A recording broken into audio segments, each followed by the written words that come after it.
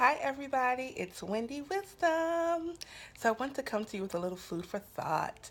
So, I just did a blog post titled, It's Time to Heal Your Motherless Relationship.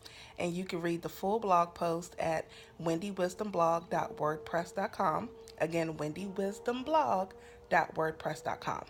So, I was thinking about um, motherless relationships and how I always meet people who talk to me about, a strained relationship they may have had at one point or still are experiencing with their mothers. And so I can relate to them greatly because I remember when, a few years ago, even when it was Mother's Day or Mother's Day season, going to the store, it just made me cringe because I felt like none of the cards relate to my mother. These cards are very mushy. It wasn't talking about a real urban mother. So I just was over it. Um, and so there's a lot of people who are not that happy about Mother's Day, which is right around the corner. And so I just want to offer you some encouragement and let you know that things happen, but you can overcome it.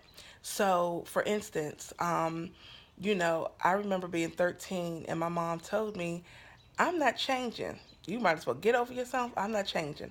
I'm here to tell y'all that lady meant what she said. She was not changing. So, for those of you who have had a very toxic, stressful, negative, aggressive, very punitive, verbally and physically abusive mother who was maybe absent or always at work, very avoidant, just wasn't compassionate and nurturing at all, I can relate to you. But I also understand that it took a lot of years, hard work, prayer, a lot of writing, a lot of tears, other positive people, women pouring into my life to help me to see that I don't have to hold on to this story of my experience, and that I can plug into the wisdom that this experience was sent to give to me. And I talk about that more in the blog. Also, keep in mind, you guys, that this message is not just for women. Men need to heal their relationships with their mama also. Because a lot of times it's one thing to deal with a wounded woman, but when you deal with a man who's had a tough relationship with his mother, you better be careful, girl. Because men, first of all, they're not even raised to deal with their emotions. They're trained from day one. Suck it up, deal with it. You're a boy, man up.